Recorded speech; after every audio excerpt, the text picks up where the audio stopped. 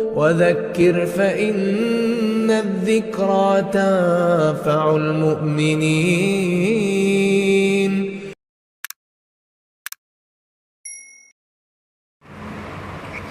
إن الحمد لله نحمده ونستعينه ونستغفره ونعوذ بالله من شرور أنفسنا ومن سيئات أعمالنا. من يهده الله فلا مضل له ومن يضلل فلا هادي له، وأشهد أن لا إله إلا الله وأشهد أن محمدًا عبده ورسوله. أما بعد، فأعوذ بالله السميع العليم من الشيطان الرجيم. بسم الله الرحمن الرحيم. وعاشروهن بالمعروف، وقال للرجال نصيب مما اكتسبوا وللنساء نصيب مما اكتسبنا. برادران اسلام، دینی بھائیو، جس طرح سے امت مسلمہ کا شیرازہ بکھرا ہے، تقریباً ایسے ہی ہمارے گھروں کا شیرازہ بھی بکھرا ہوا ہے. تمام وہ برائیاں جن کو مٹانے کے لیے اسلام آیا تھا، آج وہ برائیاں ہم نے اپنے گھروں میں پالی ہوئی ہیں اور ان کی سرپرستی کرتے ہیں.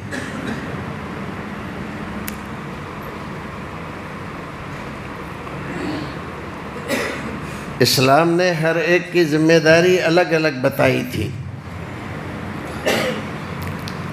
باپ کی ذمہ داری کیا ہے اور بیٹے کی ذمہ داری کیا ہے، ماں کی ذمہ داری کیا ہے اور بیٹی کی ذمہ داری کیا ہے، شوہر کی ذمہ داری کیا ہے اور بیوی کی ذمہ داری کیا ہے، یہاں تک کہ رشتہ دار، ناطے دار، قریب کے، دور کے، پڑوسی، مہمان، اسلام نے کوئی گروپ اور کوئی شعبہ ایسا نہیں چھوڑا جس کے متعلق ہدایات نہ دی ہو.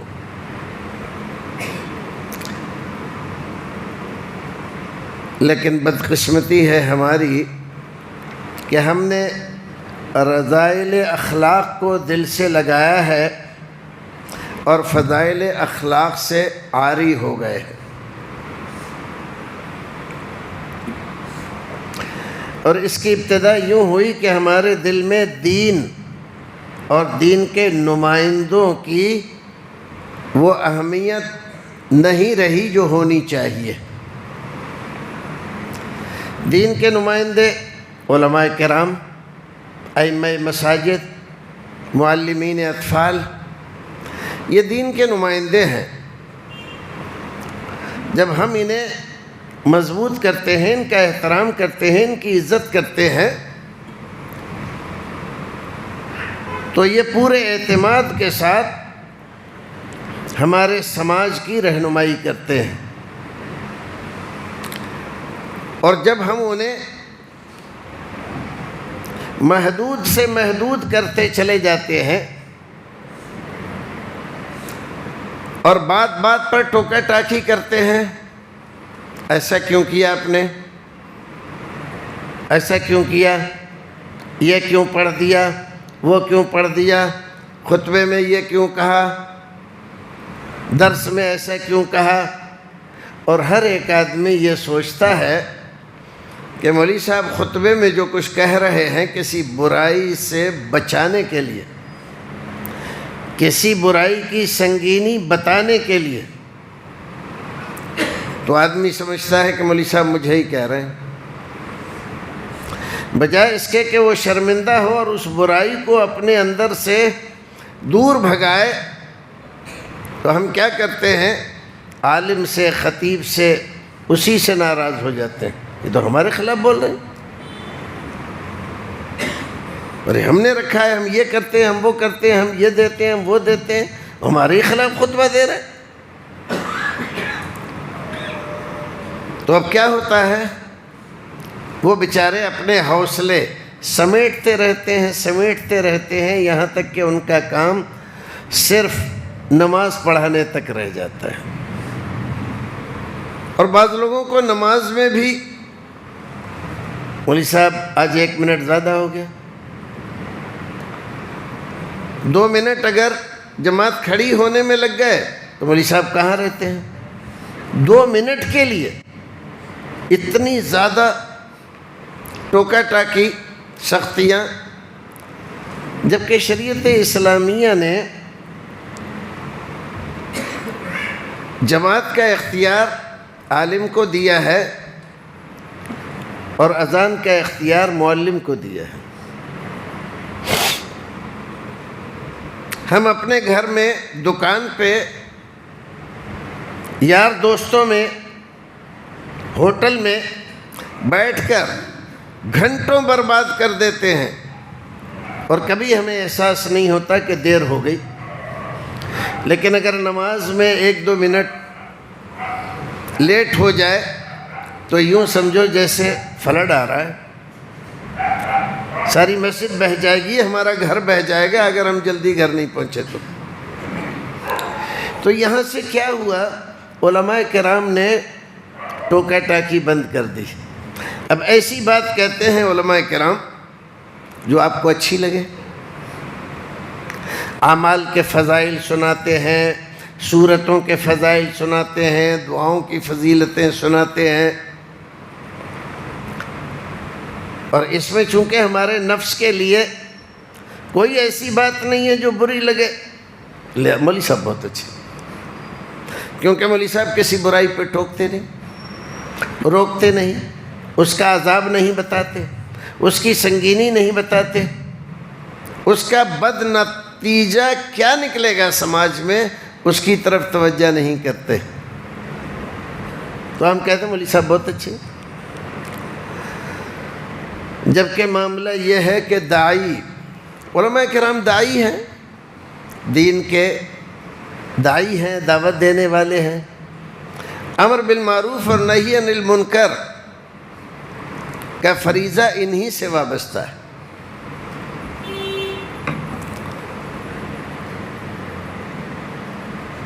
امر بالمعروف اور نہی عن المنکر اسلام کی، دین کی زندگی کا سب سے بڑا ستون ہے.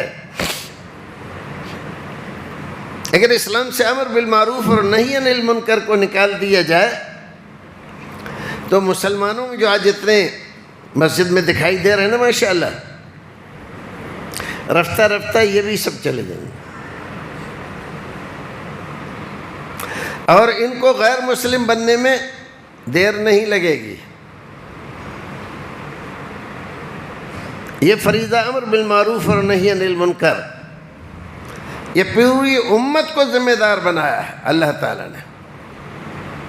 کنتم خیر امت اخرجت للناس، سارے مسلمانوں کو خطاب کر کے بتایا، اور پھر خاص طور سے علماء کرام کو خطاب کیا اور یہ ذمہ داری ان کو سونپی.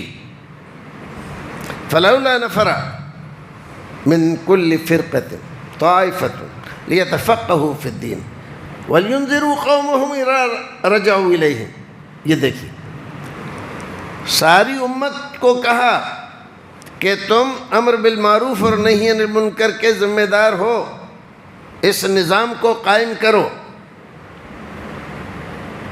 سب کی ذمہ داری ہے، ہماری کیا ہے کہ ذمہ داری؟ ہم تو پڑھے لکھے ہیں نہیں، پڑھے لکھے نہیں ہیں، کاروبار تو کرتے ہیں نا، پیسہ تو ہے نا آپ کے پاس، سماج میں آپ کا کچھ اثر رسوخ تو ہے نا.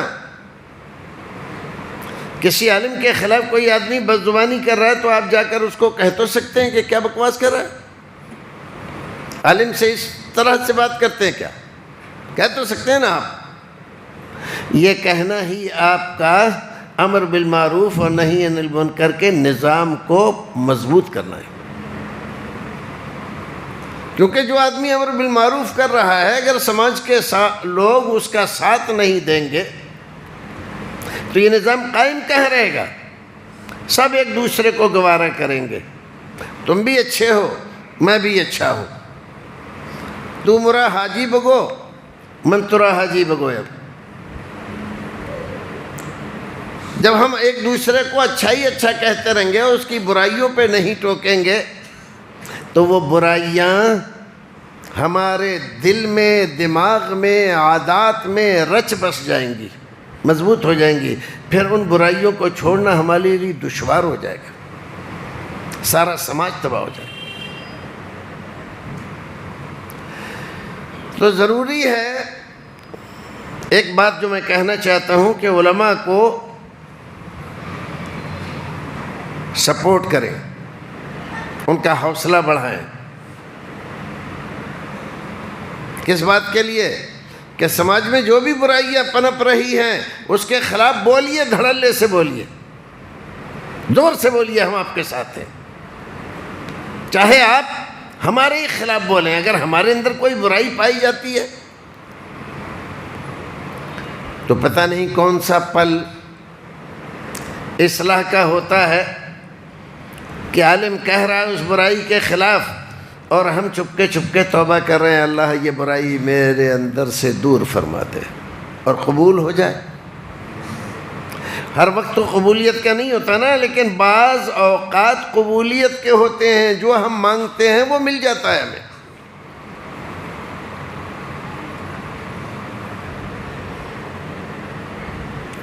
رسول اکرم صلی اللہ علیہ وسلم فرماتے ہیں کہ تم اپنے برے لوگوں کو، بدعمالیاں کرنے والوں کو، بیکار بد کردار لوگوں کو برائیوں سے روکو، برائیوں سے روکو، ان کا ہاتھ پکڑو، برائیاں نہ کرنے دو۔ اگر ایسا تم نے نہیں کیا تو کیا ہوگا؟ فرمایا ہوگا یہ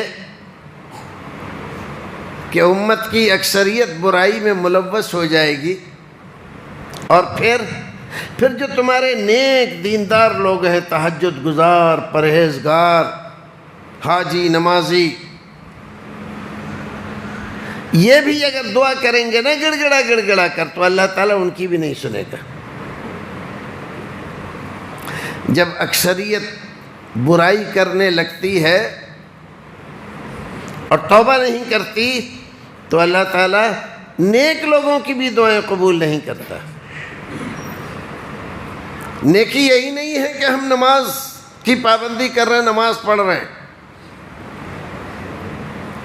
اس نظام کو نیکی کے باقی رکھنے کے لیے ہمیں اپنی ذمہ داری کو نبھانا چاہیے، پورا کرنا چاہیے۔ چلیے یہ بات تو ایسی ضمناً آ گئی۔ ہمارے گھروں کا بگاڑ کیا ہم سے چھپا ہوا ہے؟ گھر میں ایک باپ کیا کر رہا ہے اور بیٹا کیا کر رہا ہے، بیٹی کیا کر رہی ہے اور ماں کیا کر رہی ہے، اور کوئی نئی لڑکی ہم لائے ہیں بیاہ کے اپنے گھر میں، اس کے ساتھ گھر والوں کا کیا سلوک ہے؟ اس پر توجہ ہے ہماری؟ نہیں، ہم منمانی کر رہے ہیں، خواہش پرستی کر رہے ہیں، اپنے نفس کو دلاسا دے رہے ہیں، نہیں بالکل ہم تو صحیح کر رہے ہیں، ہم نے کیا کیا، غلطی تو اس کی ہے۔ اور اس طرح سے سارا گھر برائی میں لت پت ہے اور گھر کا سکون غارت ہو گیا ہے۔ رسول اکرم صلی اللہ علیہ وسلم نے ہمیں ہدایت دی ہے، فرمایا کلکم راعٍ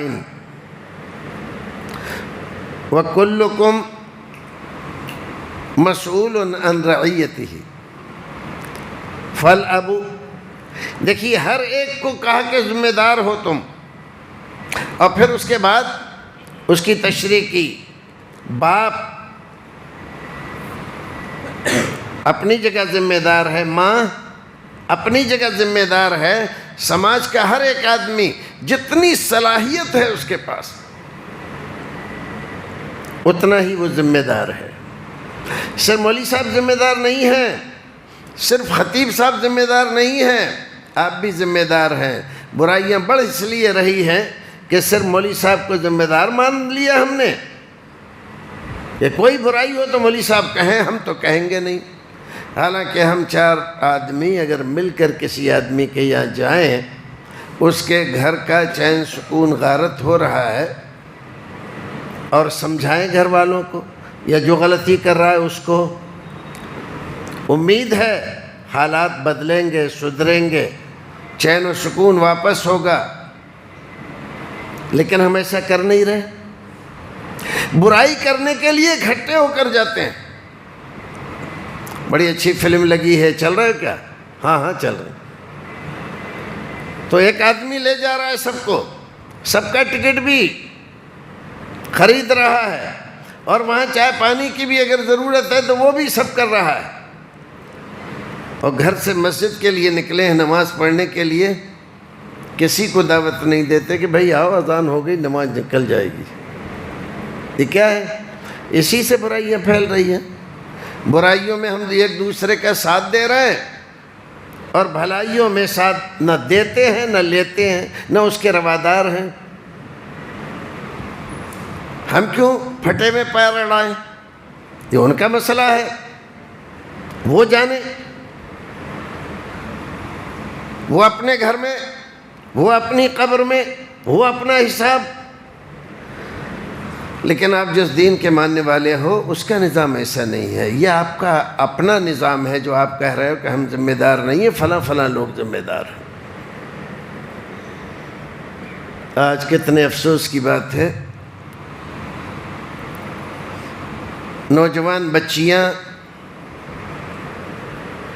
اول تو ڈھنگ کا کوئی رشتہ نہیں ملتا، پھر اس میں ہماری حماقتیں، رشتہ آتا بھی ہے کوئی، وہ لڑکا تو ٹھیک ہے لیکن کالا ہے، اچھا جی اب گورے کا رشتہ آیا، وہ رشتہ تو ٹھیک ہے لیکن اس کی ناک تھوڑی چھوٹی ہے، اس کے کان بڑے ہیں، اس کی آنکھیں تو اتنی سی ہیں۔ ارے تو رشتہ کر رہا ہے کہ ہاتھ پیر اور آنکھ ناک دیکھ رہا ہے؟ لڑکی کی عمر بڑھتی چلی جا رہی ہے اور اس کا معیار ہی پورا نہیں ہو رہا ہے، اور اس سے بھی زیادہ بڑھ کر جو ہماری آپ کی اور ہمارے گھروں کی تباہی کا سبب ہے وہ مانگ ہے، جہیز ہے، گاڑی چاہیے، اور جہیز میں ہمیں 4 پہیہ چاہیے اور سارا ساز و سامان چاہیے، اور جب سے رشتہ طے ہو کم سے کم ہر 15 دن پہ، ہر مہینے پہ ان کے گھر جائیں گے 2 4 آدمی مل کر دعوتیں کھانے۔ اب وہ بیچارہ کیا کرے؟ اس کو رشتہ کرنا ہے تو آپ کے لیے کر رہا ہے، وہ بیچارہ مہمان آ رہے ہیں، کام پہ نہیں جا رہا ہے، ایک تو آمدنی بند، دوسرے اخراجات، پھر اس کے بعد جہیز کی مانگیں، وہ سب کچھ کر دیا اس نے، کھلایا پلایا، جہیز بھی دیا، جو کچھ بھی مانگی تھی وہ پوری کر دی، پھر بھی اس کو سکون نہیں ہے۔ ساسوں نے بہوؤں کا جینا دوبھر کر رکھا ہے۔ جس بات کے لیے کہا کہ اماں ایسا نہیں ہے، اماں یہ نہیں ہے، تو لی آتی ہے اپنے گھر سے، نہیں ہے تو ہمارے یہاں تو ایسے ہی چلتا ہے۔ ارے وہ تو بیچاری پوچھ رہی ہے، اگر ہو تو اس کو دے دو، تمہارے ہی گھر کی عزت بڑھے گی۔ کوئی مہمان آیا تو اچھا کوئی سیٹ ہے، ڈنر سیٹ ہے، کوئی ہے رکھا ہوا ہے، لیکن دے گی نہیں بہو، اور جو بھی آئے گا اس سے برائی کریں گی۔ تو ایک تو یہ برائی ہو رہی ہے، ختم ہی نہیں ہوتی۔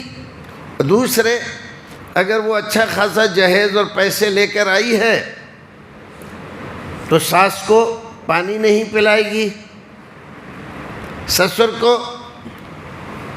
1 گلاس پانی دینے کی روادار نہیں ہوگی۔ میں نہیں تھی تو پیتے تھے نہیں پیتے تھے؟ آج پینے میں کیا پریشانی ہے؟ میں کوئی غلام ہوں، لونڈی ہوں، جو بھی آ رہا ہے یہ کر دو وہ کر دو۔ تم مجھے بیوی بنا کر لائے ہو یا نوکر بنا کے لائے ہو؟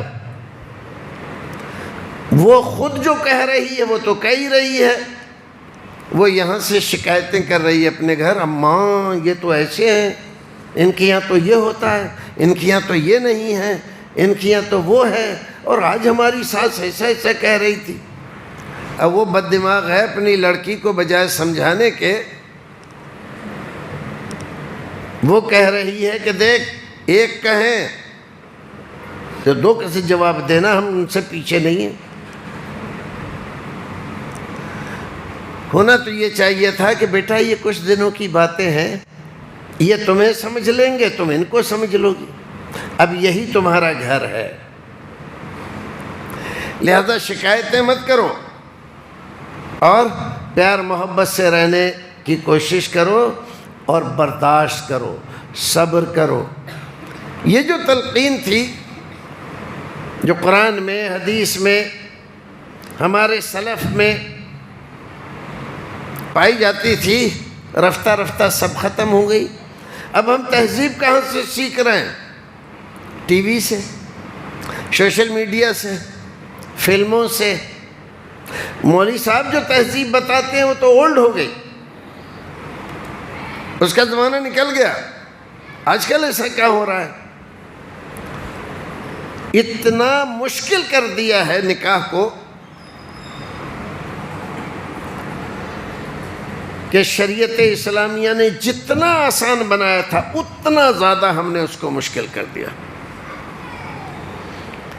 جبکہ رسول اکرم نے بتلایا تھا سب سے مبارک نکاح برکت والا وہ ہے جس میں اخراجات کم ہو۔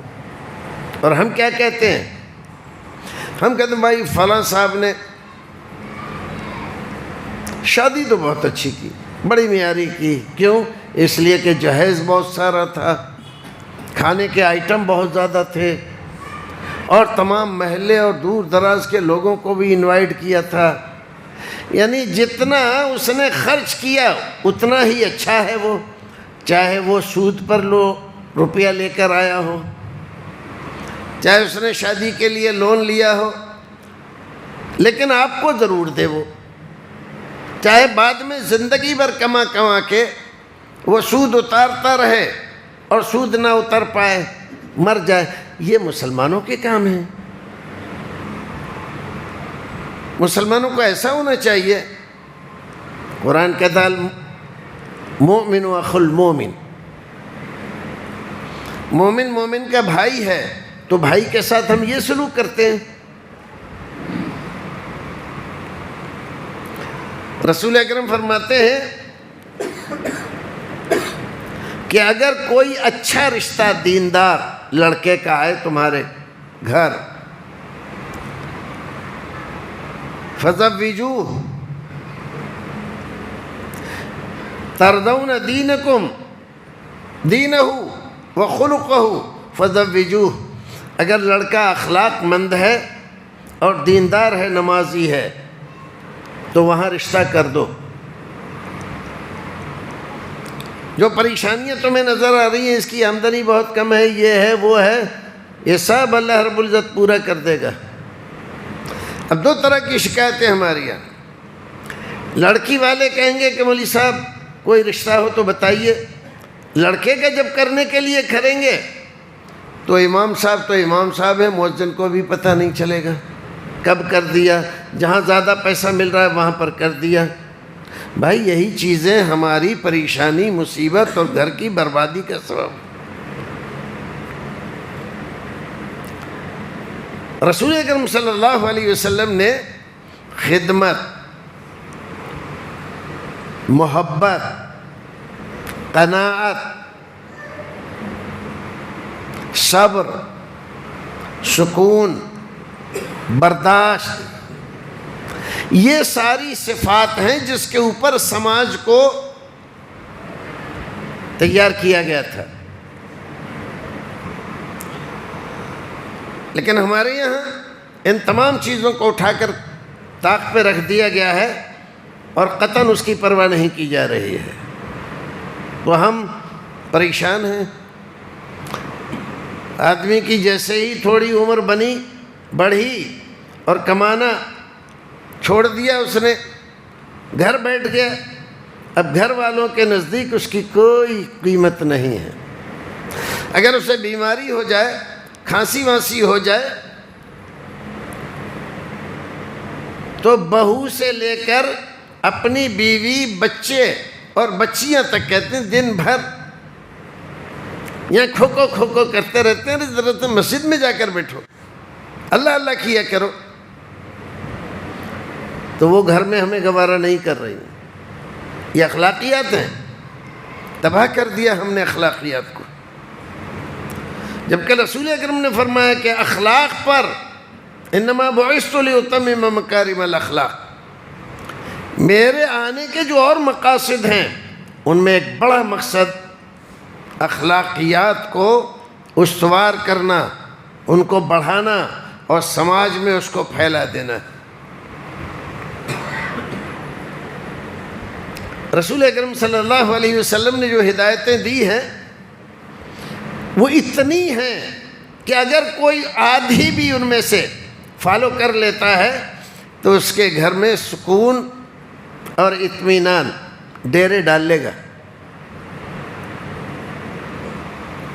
اللہ تعالیٰ فرماتا ہے کہ شادی کس لیے کی جاتی ہے، بیوی کا مقصد بتلایا، لِتَسْكُنُوا إِلَيْهَا،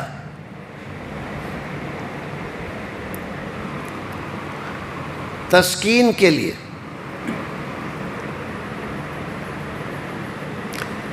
بیوی باعث سکون ہے، یہ تو قرآن کہہ رہا ہے،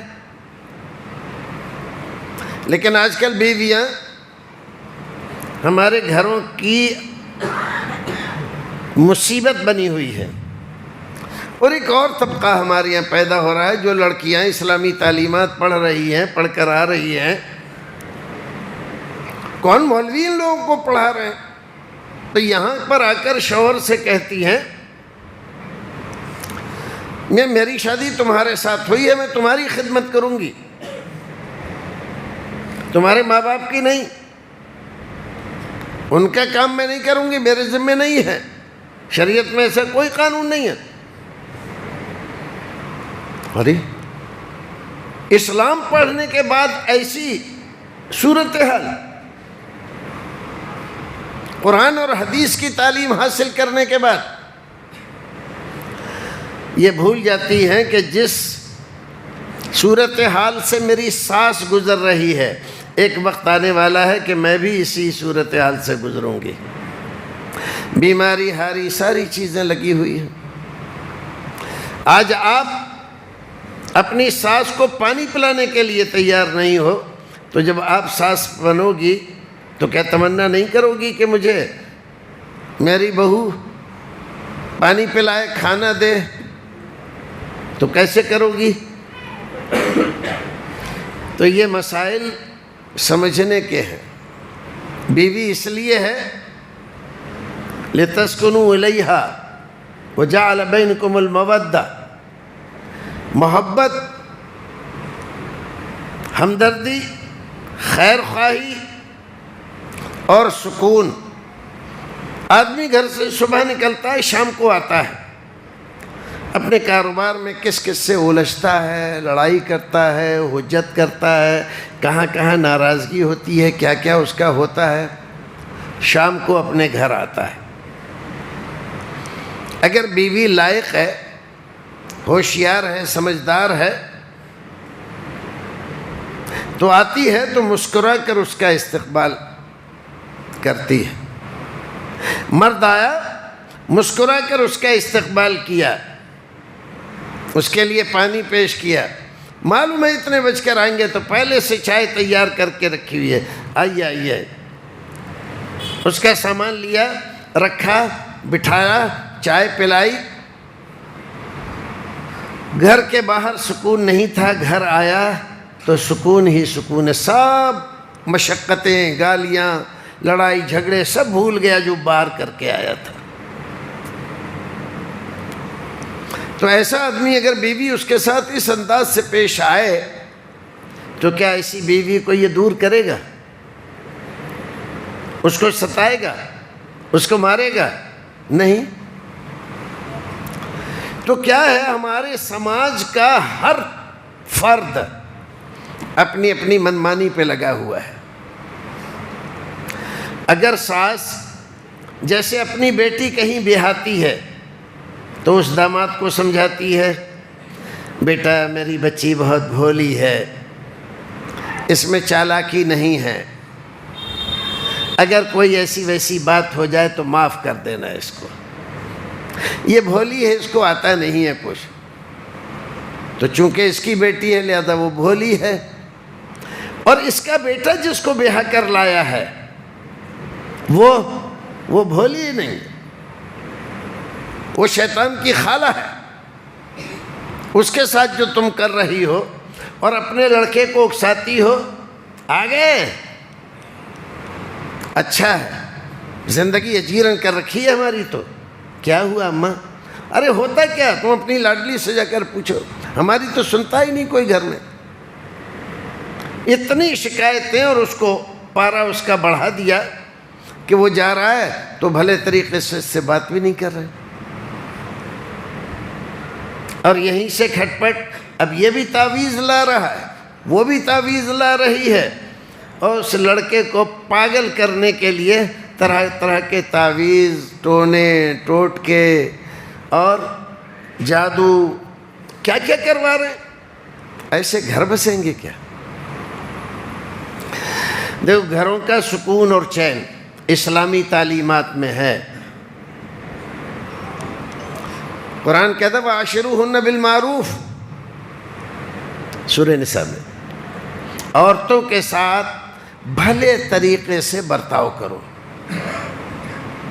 بھلے طریقے سے برتاؤ کرو، اور اگر کبھی تمہاری بیوی کوئی سخت سس کہہ دیتی ہے تو اس کو نظر انداز کرو، بھول جاؤ اس کو، یعنی اچھا ایسا کہہ دیا، ٹینشن مت بڑھاؤ، ٹینشن میں گھاٹا تمہارا ہی ہوگا تو اس کا بھی، لیکن اس کا کم ہوگا۔ ایسی ایسی بیماریاں ہو جائیں گی کہ ڈاکٹر چکر لگاتے لگاتے بوڑھے ہو جاؤ گے، تو ٹینشن فری رہو۔ حضرت عمر بن الخطاب رضی اللہ تعالیٰ عنہ جب امیر المومنین تھے، ایک آدمی اپنے گھر سے چلا شکایت کرنے کے لیے، کس کی؟ اپنی بیوی کی۔ گیا دروازے پہ، کنڈی کھٹکھٹائی، کوئی آیا نہیں نکل کے، لیکن اندر سے آوازیں آ رہی ہیں، تو کان لگا کے سننے لگا کیا آواز آ رہی ہے، تو دیکھا یہ کہ حضرت عمر بن الخطاب رضی اللہ تعالیٰ عنہ بڑے بڑے جیدار پہلوان، جن کو دیکھ کر لرزتے ہیں، کانپتے ہیں، ڈرتے ہیں، ان کی بیوی ان کو پھٹکار رہی ہے اور وہ سن رہے ہیں۔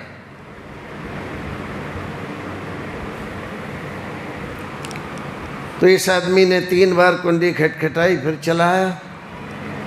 حضرت عمر بن الخطاب رضی اللہ تعالیٰ عنہ نے کوئی جواب نہیں دیا تھا تو وہ واپس ہو گیا، لیکن کنڈی کا کھٹکھٹانا تو سنا تھا۔ باہر نکلے کہ دیکھیں کون ہے، تو ایک آدمی دور جاتا ہوا نظر آیا، تو اس کو آواز دے کے بلایا، آواز دے کے بلایا، میرے دروازے پہ تم کنڈی کھٹکھٹا رہے تھے؟ کہ ہاں میں ہی تھا۔ تو کیوں آئے تھے اور واپس کیسے چلے گئے؟ کہ میں نے کنڈی کھٹکھٹائی کئی بار، آواز دی، کوئی جواب ہی نہیں آیا تو میں چلا آیا۔ تو رک جاتے تھوڑی دیر، کہ رکنے سے کوئی فائدہ نہیں تھا۔ کہا کیوں؟ اس لیے کہ جو شکایت میں لے کر آیا تھا وہ تو آپ کے گھر میں بھی چل رہی ہے، آپ کی بیوی آپ کے ساتھ زور زور سے بول رہی ہے اور سختی کے ساتھ پیش آ رہی ہے، اور آپ خاموش۔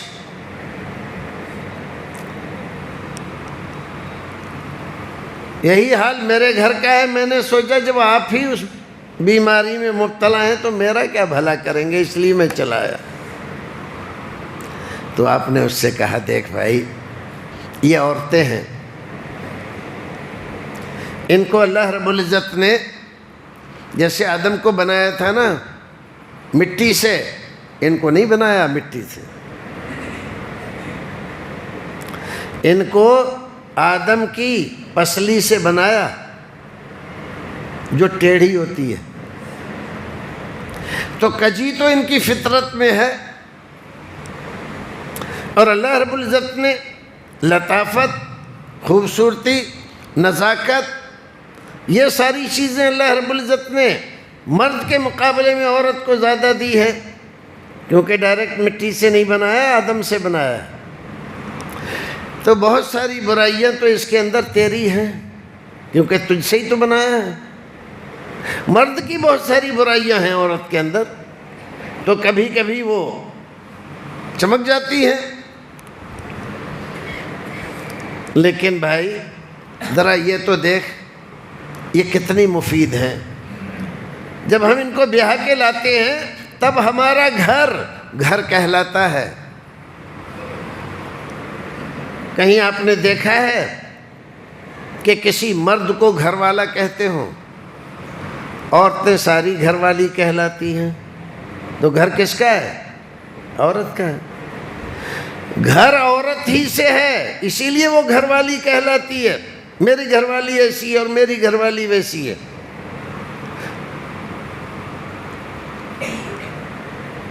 تیرے بچوں کو پالتی ہے. اگر تو دائی رکھے گا تو پھر کتنے پیسے خرچ کرے گا؟ ان کی خدمت کرتی ہے, پیشاب پاخانے کی ساری ضرورتیں پوری کرتی ہے, دودھ پلاتی ہے, تیرے لیے روٹی بناتی ہے. مہمان آ جائیں تو ان کے لیے اور زیادہ, تیرے کپڑے دھو کے دیتی ہے. آج اگر ہم حساب لگائیں ان تمام کاموں کے لیے ایک عورت رکھیں ہم, تو آپ کو معلوم ہے کہ کتنا خرچ بیٹھے گا مہینے کا. وہ ہماری طاقت سے باہر ہو جائے گا. بھائیو جب اتنے فائدے ہیں عورت کے, تو تھوڑی بہت اگر ناچاقی بھی ہو جائے تو اس کو برداشت کر لو اور اس کو گوارا کر لو. اور ایک نسخہ, عورت کو اللہ رب العزت نے ایسا بنایا ہے کہ وہ تعریف اور خوشامد کو بہت پسند کرتی ہے. عورت کتنی ہی ناراض ہو, غصہ ہو رہی ہو, تمہیں مارنے کے لیے تیار ہو, اور آپ اس سے ایک لفظ کہہ دیں, ارے خوبصورت ہو, تو اس کا کیا مطلب ہے؟ جو من میں آئے گا وہ کہتی رہو گی, وہ ایک دم ڈاؤن ہو جائے گی. اس کی تعریف کر دی نا آپ نے, وہ جو طیش میں آ رہی تھی اسی وقت وہ ڈاؤن ہو جائے گی. اور اس کے کھانے کی آپ تعریف کر دیں, کتنی ہی گرمی ہو, گرمی میں وہ کھانا بنا رہی ہے, روٹی بنا رہی ہے, آپ بس تعریف کر دیں, ماشاءاللہ تم روٹی تو بہت ہی اچھی بناتی, اور دال کا تو کچھ کہنا ہی نہیں ہے, اور مچھلی کتنی اچھی سیکی ہے تم نے, ہوٹل والے تو بکواس ہیں, وہاں تو کوئی ٹیسٹ ہی نہیں آتا. آپ کا جتنا کام ہے نا اس سے ڈبل کرے گی آپ کا. لیکن ہم تو یہ سمجھتے ہیں کہ عورت کی تعریف کرنا یہ ہماری مردانگی کے خلاف ہے. تو مردانگی ہم کہاں دکھا رہے ہیں عورتوں کو؟ ارے مردانگی دکھانے تو باہر دکھا, مردوں کو دکھا. اس بیچاری کو کیا دکھا رہا ہے جو اپنی ماں, اپنا باپ, اپنا بھائی اور اپنی بہنیں, اپنے رشتہ دار چھوڑ کر تیرے پاس آ گئی ہے اکیلی, تیرے رحم و کرم پر ہے. وہاں مردانگی دکھا رہا ہے, اس کو مار رہا ہے, اس کو گالیاں دے رہا ہے. تو آدمی اچھا نہیں ہے. اچھا ہوتا تو تیری بیوی تجھ سے راضی ہوتی, اچھا ہوتا تو تیری بیوی جو کچھ کہتی ہے اس کو گوارا کر لیتا, برداشت کر لیتا. لیکن نہیں کیا۔ رسول اکرم فرماتے ہیں صحیح حدیث، خیرکم لأہلی وانا خیرکم لأہلی، تم میں سب سے اچھا آدمی سماج میں کون ہے؟ جو اپنے گھر والوں کے لیے اچھا ہے، اپنی بیوی کے لیے اچھا ہے۔ تو اس معیار سے آپ دیکھو اور آپ اندازہ لگاؤ کہ میں اچھا ہوں کہ برا ہوں۔ بیوی کے ساتھ آپ کا سلوک کیسا ہے؟ ماں نے ذرا سا چڑھا دیا تو ہم مارنے کے لیے تیار، اس کے 7 پشتوں کو گالی دینے کے لیے تیار، اس کی بے عزتی کرنے، اس کی ماں کو گالی، اس کی نانی کو گالی۔ یہ مسلمانوں کے کام ہیں، یہ غیر مسلموں کے کام ہیں، پھوہڑوں کے کام ہیں، ذلیل لوگوں کے کام ہیں۔ آپ کیوں کر رہی ہیں؟ رسول اکرم صلی اللہ علیہ وسلم نے 11 شادیاں کی، آپ نے کتنی کی ہیں؟ 1، اور 1 سے نباہ نہیں کر پا رہے ہیں۔ رسول اکرم نے 11 شادیاں کی۔ کہیں کسی تاریخ میں، کسی حدیث میں آپ نے پڑھا، کسی مولوی سے سنا کہ آپ نے کسی عورت کو مارا ہو؟ نہیں، کسی عورت کو نہیں، پوری زندگی گزارنے کے باوجود۔ حضرت عائشہ رضی اللہ تعالی عنہ کے پاس آپ کی ایک زوجہ محترمہ نے کوئی اچھی چیز پکائی، تو باری تھی حضرت عائشہ کی۔ تو ہر خاتون اس بات کی کوشش کرتے ہیں کہ میری باری ہے، لہذا جو کچھ کروں میں کروں، خدمت کروں، کھلاؤں پلاؤں نلاؤں دھلاؤں، میں کروں گی، دوسری گوارہ نہیں ہے۔ تو انہوں نے پوچھا، وہ غلام لے کر آیا پیالے سے، تو حضرت عائشہ نے دیکھ لیا، کیا ہے یہ؟ وہ فلاں چیز ہے، حلوہ ہے، کھیر ہے، کوئی بھی ہے۔ کہاں سے لائے ہو؟ فلاں سے۔ تو لے کے اور اس کو مار دیا زمین سے۔ تو رسول اکرم صلی اللہ علیہ وسلم سمجھ گئے سوکن کا برتاؤ ہے، ان کو گوارہ نہیں ہے کہ میری باری میں کوئی اور کیوں بھیج رہا ہے، اپنی باری میں کھلا، جو کچھ کرنا ہے میری باری میں کیوں؟ تو آپ نے وہ چیز اٹھائی، پیالے میں رکھی، اور پھر کہا عائشہ سے، عائشہ پیالہ توڑ دیا ہے، اس کا جرمانہ تو تمہیں ہی دینا پڑے گا۔ گالی دی، برا بھلا کہا، مارا پیٹا، فرمایا غارت امکم، تمہاری ماں کو غیرت آ گئی، برداشت نہیں ہوا۔ حضرت انس رضی اللہ تعالیٰ عنہ فرماتے ہیں کہ میں 10 سال سے زیادہ رسول اکرم کے ساتھ رہا، کیا بن کے؟ خادم بن کے۔ جب رسول اکرم مدینہ آئے تھے تو ان کی والدہ حضرت انس کی اللہ کے رسول کی خدمت میں لے کر آئیں ان کو، اللہ کے رسول یہ آپ کا خادم ہے۔ غلام نہیں تھے، آزاد تھے، لیکن ماں نے اپنے بیٹے کو رسول اکرم کی خدمت کے لیے سونپ دیا، تو خدمت کرتے، بچے ہی تھے، تو آپ کسی کام کے لیے بھیجتے تو کہیں راستے میں بچے کھیل رہے ہیں وہیں کھڑے ہو جاتے، کھیل دیکھنے کے لیے بچوں کی تو عادت ہے۔ تو کبھی کبھی ایسا ہوا کہ اللہ کے رسول نے دیکھا کہ انس آیا نہیں، بہت دیر ہو گئی، تو آپ نکلے ان کو دیکھنے کے لیے، تو دیکھا کہ بڑی غور سے دیکھ رہا ہے کھیل، اور پوری توجہ کھیل کی طرف ہے، تو آپ نے پیچھے سے سر پہ ہاتھ مارا ہلکے سے۔ وہ انہوں نے مڑ کر دیکھا کہ اللہ کے رسول فوراً بھاگ کھڑے ہوئے کہ ارے مجھے بھیجا تھا اس کام کے لیے اور میں یہاں پر کھڑا ہوا ہوں۔ کہتے ہیں اللہ کے رسول نے دونوں الفاظ ذکر کیے، کبھی مجھ سے یہ نہیں کہا یہ کیوں کیا اور ایسا کیوں نہیں کیا۔ آپ اندازہ لگائیے، 10 سال ایک بچہ خدمت کرے، اس کو ڈانٹے نہیں اللہ کے رسول، اور یہ تک نہ کریں یہ کیوں کیا، ایسا کیوں نہیں کیا، اور 10 سال گزار دیں آپ۔ اور ہم، وہ تو ماں نے خادم بنا کر دیا تھا، تو خادم پر تو ہمارا زیادہ ہی چلتا ہے، تو ہم تو خادم سے زیادہ، خادمہ سے زیادہ بیوی پر روب جھاڑ رہے ہیں۔ بعض نالائق لوگ تو مارتے ہیں بیویوں کو، یہ مارنے کے لیے۔ اللہ رب العزت ہمیں اور آپ کو نیک سمجھ عطا فرمائے۔ اللہ رب العزت نے عورت کو پیار کے لیے، محبت کے لیے پیدا کیا ہے، ہماری دل بستگی کے لیے پیدا کیا ہے، ہماری سکون کے لیے پیدا کیا ہے۔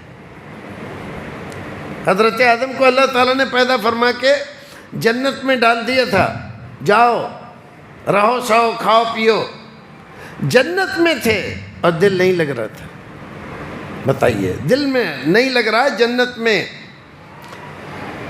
تو اللہ رب العزت نے تو بنایا تھا آدم کو، وہ جانتے تھے ان کی فطرت کو، تو حضرت حوا کو پیدا کیا، تب جا کر جنت ان کو جنت لگی۔ اور ایک عورت آپ کے گھر کو جنت بنا سکتی ہے اور آپ کے گھر کو جہنم بنا سکتی ہے۔ اگر اپنی ذمہ داری سمجھتے ہوئے وہ سب کے ساتھ خیر خواہی کا برتاؤ کرے تو آپ کے گھر میں کتنی ہی لڑائیاں ہوں، جھگڑے ہوں، لیکن ایک خاتون اگر اچھی ہے تو سارے لوگوں کو باندھ کے رکھے گی اور سارے کام کرے گی، آپ کے گھر کو جنت بنا دے گی وہ۔ تو اللہ رب العزت نے عورتوں کو بنایا کس کے لیے؟ پیار کے لیے، محبت کے لیے، تمہاری نسل کو بڑھانے کے لیے۔ اتنے بڑے بڑے کام اور اتنی بڑی بڑی یہ مشقتیں، اور پھر عورت دیکھیے اپنے ماں باپ کو چھوڑ کر تمہارے گھر پہ رہتی ہے، سب کچھ سہتی ہے، لیکن کوئی ہے ایسا نہیں کیا طلاق، ایسا نہیں کیا طلاق، ایسا نہیں کیا۔ کیا حماقت ہے! لوگ آتے ہیں ہمارے پاس، مولوی صاحب ایسا ہو گیا، کیا فتویٰ ہے؟ ارے طلاق دینے سے پہلے اگر آ جاتا تو کوئی گھٹ جاتا، تیرے گھر میں لڑائی چل رہی ہے، ناراضگی چل رہی ہے، تو مولوی صاحب سے آ کے بتا اس بنیاد پر ہمارے یہاں روزانہ لڑائی ہو رہی ہے، کیا کیا جائے؟ تو مولوی صاحب تجھے اچھا مشورہ دے سکتے جو تیرا گھر بگڑنے سے بچ سکتا ہے، لیکن مولوی کے پاس نہیں آتا۔ کب آتا ہے؟ جب بگڑ چکا ہوتا ہے۔ رسول اکرم نے فرمایا کہ عورت کے ساتھ بھلا برتاؤ کرو اور یہ مان کر برتاؤ کرو کہ اللہ رب العزت نے خلقنا من ضلعین وَإِنَّ أَعْوَجَ الْأَضْلَاعِ أَعْلَاهُ، اوپر والی پسلی سب سے ٹیڑھی ہوتی ہے، تو ان کے اندر فطری طور پر کجی ہے، تو یہ مان کر چلو۔ آپ یہ مان کر چلیں، نہیں، اس سے غلطی ہونی ہی نہیں چاہیے، نہ زبان سے، نہ عمل سے، نہ کردار سے، نہ کسی بات سے غلطی نہیں ہونی چاہیے۔ ارے بھائی، اللہ رب العزت نے اس کو بنایا، تمہاری طرح سیدھا نہیں بنایا اس کو، تو مان کر چلو۔ فاعفوا واصفحوا، نظر انداز کرو، معاف کر دو، تو گھر کا سکون باقی رہے گا۔ ایک بات اور کہہ کے بات ختم کرتا ہوں۔ دیکھو، ایک گھر میں ہم دیکھ رہے ہیں اس میں ناراضگی چل رہی ہے، تو یہ سماج کی ذمہ داری بنتی ہے، اس مسجد کے متولیوں کی ذمہ داری بنتی ہے کہ وہ کوشش کریں، اس کے گھر جائیں، اس لڑکی سے بھی پوچھیں اور لڑکے سے بھی پوچھیں، ساس سے بھی پوچھیں، سسر سے بھی پوچھیں، معاملے کو سمجھنے کی کوشش کریں کس بنیاد پر ناچاقی ہو رہی ہے، لڑائی کس لیے ہو رہی ہے۔ یقین مانیے، یہ کوشش اگر آپ شروع کر دیتے ہیں تو یہاں جو کیس ہو رہے ہیں نا طلاق کے، اور لڑکیاں گھروں میں بیٹھی ہوئی ہیں، یہ کیفیت نہیں آئے گی۔ یہ ساری باتیں تو ہو ہی رہی ہیں۔ آپ آج کل نہیں سن رہے ہیں کہ مسلم لڑکیاں غیر مسلموں کے ساتھ بھاگ رہی ہیں؟ ذمہ دار کون ہے؟ لڑکیاں۔ ذمہ دار ہمارا سماج ہے، ہمارا معاشرہ ہے، مولوی حضرات ہیں، ہمارے سماج کے لوگ ہیں، یہ مسجد کے متولی لوگ ہیں، یہ مدرسے کی انتظامیہ ہے، ان کو اللہ رب العزت نے شعور دیا ہے، دین کا علم دیا ہے، ان کے کہنے میں اثر ہے، لیکن یہ کسی کی پریشانی دیکھ کر ذرہ برابر بھی تعاون کرنے کے لیے تیار نہیں ہے، تو برائیاں بڑھتی چلی جا رہی ہیں۔ روکو برائیوں کو، روکو۔ آج ہم کسی اور گھر میں جا رہے ہیں سمجھانے کے لیے، تو یہ بھی ہو سکتا ہے کہ ہمارے گھر میں کبھی لڑائی شروع ہو جائے۔ ہمارے 2 بچے ہیں، ایک بچے کی شادی ہو گئی، کوئی بات نہیں ہے، دوسری ہم لائے تو لڑائی شروع ہو رہی ہے، تو ہم سمجھائیں۔ قرآن میں حکم دیا فَبَسُوا حَكَمًا مِّنْ أَهْلِهِ وَحَكَمًا مِّنْ أَهْلِهَا إِن يُرِيدَ إِصْلَاحًا يُوَفِّقِ اللَّهُ بَيْنَهُمَا۔ حکم بناؤ، لڑکی کی طرف سے بھی ایک آدمی لو، لڑکے کی طرف سے بھی لو، اور دونوں کی بات سنو۔ طلاق تک پہنچنا ہی نہیں چاہیے۔ طلاق تو سب سے آخری چارہ کار ہے۔ جب سارے راستے بند ہو جائیں، کوئی صورت نبھا کی نہ ہو، تب طلاق کا وقت آتا ہے۔ پھر بھی شریعت کہتی ہے طہر کی حالت میں دینا ہے، ایک خاص وجہ کی، حیض کی حالت میں طلاق نہیں دینا ہے، پھر 2-4 گواہ رکھ کے طلاق دینا ہے، اور ایک ساتھ کئی طلاق نہیں دینا، صرف ایک طلاق دینا ہے۔ شریعت نے ایسا کیوں رکھا؟ ہم دیکھتے ہیں نکاح پڑھواتے ہیں، ایک بار اگر وہ ایجاب و قبول کرا دے قاضی، اور لڑکا کہہ دے قبل تو مجھے منظور ہے، میں نے قبول کیا، تو نکاح ہو جاتا ہے، ایک ہی بار میں ہو جاتا ہے نا۔ لیکن شریعت نے آپ دیکھیے کہ جوڑنے کے لیے ایک بار کافی ہے، توڑنے کے لیے 3 مہینے کا پیریڈ رکھا ہے۔ 3 مہینے میں جا کر طلاق مکمل ہوگی۔ ہم اپنی جہالت سے مسئلہ جانتے نہیں ہیں، علماء بتاتے ہیں تو آتے نہیں، سنتے نہیں۔ ہم کیا کرتے ہیں، ایک ہی بار میں 3 طلاق دے کے اور ہمیشہ کے لیے ختم۔ پھر جب غصہ اترتا ہے تو پھر اس کے بعد پریشان ہوتے ہیں، مولوی صاحب ایسا ہو گیا، مولوی صاحب ایسا ہو گیا، وہ لڑائی ہو رہی تھی، وہ مجھے غصہ آ گیا تھا، انہوں نے میری ماں کو ایسا کہہ دیا تھا۔ ارے بھائی، 1000 طریقے ہیں، صرف طلاق ہی ایک طریقہ ہے اس کو سزا دینے کا۔ اس کو سزا مت دیجیے، اپنے آپ کو سزا دیجیے۔ لڑائی ہو رہی ہے، آپ گھر چپل پہنیے اور نکل جائیے باہر۔ ناراضگی ابھی دور نہیں ہوئی ہے تو ہوٹل پہ کھانا کھا آئیے، وہ بیٹھی انتظار کر رہی ہے، آئیں گے تو کھانا کھائیں گے۔ کھانا لاؤں، لگاؤں؟ نہیں، رہنے دے، مت لگا۔ بیچاری عورت کہاں جائے گی؟ کہیں نہیں جائے گی، وہ آپ ہی کے ساتھ رہے گی، آپ کے ساتھ زندگی گزارے گی۔ آپ کیوں اس سے اپنے سے الگ کر رہے ہو؟ لڑکی ہو یا لڑکا ہو، طلاق کے بعد ان کی زندگی اجیرن ہو جاتی ہے۔ اگر لڑکے نے دوسری شادی کر لی تو بغیر بات کے بھی وہ لڑے گی تو تانا دے گی، اگر تم ایسے ہی ٹھیک ہوتے تو وہ تمہارے گھر سے جاتی، تم ہو ہی غلط، مجھے کیا غلط کہہ رہے ہو؟ اگر تم ٹھیک ہوتے تو اس کو طلاق نہ دیتے، ایسے ہی رویہ رہا ہوگا تمہارا اس کے ساتھ، اسی لیے تو میرے ساتھ جیسے کر رہے ہو تم۔ اور لڑکی کا کیا ہوتا ہے، سب سے پہلے تو اس کے گھر والے تانے دیتے ہیں، تو اگر ٹھیک ٹھاک ہوتی تو تیری طلاق ہوتی، تو یہاں بیٹھی ہوئی ہے۔ اور دوسری جگہ اگر شادی کر کے جاتی ہے بیچاری تو ساس موقع کی تلاش میں رہتی ہے، جہاں اس سے معمولی کوئی غلطی ہوئی، ایسی حرکتیں کرتی ہوگی تو وہاں، تبھی تو تیری طلاق ہوئی۔ زندگی بھر اس کو تانے دے دے کر ادمرا کر دیتے ہیں۔ تو بھائیو،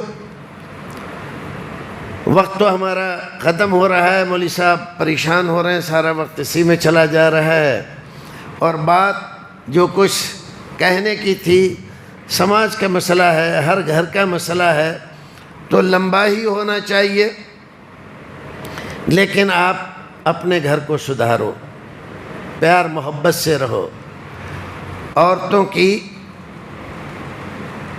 معمولی غلطیاں ہوں تو ان کو نظر انداز کرو، لڑو نہیں، گالی مت دو۔ اور عورتیں بھی، لڑکیاں بھی، اگر کوئی بات سسر کہہ دیتا ہے، ساس کہہ دیتی ہے، شوہر کہہ دیتا ہے، تو اتنے زیادہ ناراضگی کی کیا ضرورت ہے؟ اللہ نے دو کان کس لیے دیے ہیں؟ اسی لیے کہ ایک کان سے سنو، دوسرے سے نکال دو، دل تک مت لے جاؤ اس کو، کبھی تمہاری لڑائی نہیں ہوگی، گھر نہیں ٹوٹے گا۔ خدمت سے، محبت سے آپ سارے خاندان کو جوڑ سکتے ہیں۔ ہر ایک آدمی کے کام آنے لگو آپ تو سارا خاندان آپ کو بڑا ماننے لگے گا۔ لیکن ظاہر ہونا چاہیے، لیکن ہم کیوں کریں؟ ہم کیا ایسے ہیں؟ ہم کیا ویسے ہیں؟ بھئی آپ کچھ بھی نہیں ہو، ہزاروں چلے گئے تم سے اچھے، تم بھی چلے جاؤ گے، کیوں خام خواہ لڑائیاں کر کے گھر کا چین و سکون غارت کر رہے ہو؟ تو ہمیں چاہیے کہ میل ملاپ سے رہیں، اور ایک کمیٹی ضرور بنائیں، جو لوگوں کے یہاں کوئی بھی مسئلہ ہو تو وہاں پر جا کر اس کو حل کرنے کی کوشش کریں۔ یہ ہمارا اسلامی سماج ہے، اور جو لڑکیاں بھاگ رہی ہیں غیر مسلموں کے ساتھ، اس کے ذمہ دار ہم بھی ہیں، علماء بھی ہیں، مساجد و مدارس کے متولیان اور منتظمہ بھی ہے، اور ہمارا سماج بھی ہے۔ وہ لے جاتے ہیں بہلا پھسلا کر ہماری لڑکی کو، ارے یہاں تو یہ کیا معلوم کب تجھے طلاق دے دے، کب دوسری لے کے آ جائے، ہمارے یہاں رہے گی، اکیلی رہے گی، رانی بن کے رہے گی، یہ نہیں ہوگا۔ حالانکہ وہاں اس سے زیادہ ہو رہا ہے جتنا ہمارے یہاں ہے، اس سے زیادہ ظلم و زیادتی ہو رہی ہے۔ ہمارے یہاں تو کم سے کم یہ تو ہے کہ طلاق کے ذریعے، خلا کے ذریعے، نکاح فسخ کے ذریعے آپ علیحدہ تو ہو سکتے ہو۔ وہاں تو اگر گھر والے بدتمیز ہیں، بد کردار ہیں، بدعمال ہیں، تو مرے پار یا بھرے پار، اور تم برداشت نہیں ہو رہی ہو، اوپر لے جا کے دھکا دے کے مار دیں کہ دیکھیں اس کو مرغی آتی تھی وہاں سے گر گئی۔ اسلام میں ایسا نہیں ہے۔ تو بھائیو عزیزو، گھروں کو سدھارنے کی کوشش کرو، ایک دوسرے کا خیال کرو، محبت سے پیش آؤ، برداشت رکھو، برداشت۔ جس آدمی برداشت نہیں ہے وہ سماج کا سب سے کمزور آدمی ہے، اور جتنا جو برداشت کرتا ہے وہ اتنا ہی مضبوط آدمی ہے۔ تو صبر سے، سکون سے اپنی ذمہ داریوں کو سمجھ کر، اور اس طرح کے موضوعات پر علماء کو بلا کر اور اکثر سنا کرو۔ کچھ دنوں کے بعد یہ معلومات پھیکی ہو جاتی ہے، ہمارا نفس پھر سے موٹا ہو جاتا ہے، تو پھر سے سنو تاکہ ہم بیلنس میں رہیں۔ اللہ رب العزت ہمیں اور آپ کو نیک عمل کرنے کی توفیق عطا فرمائے۔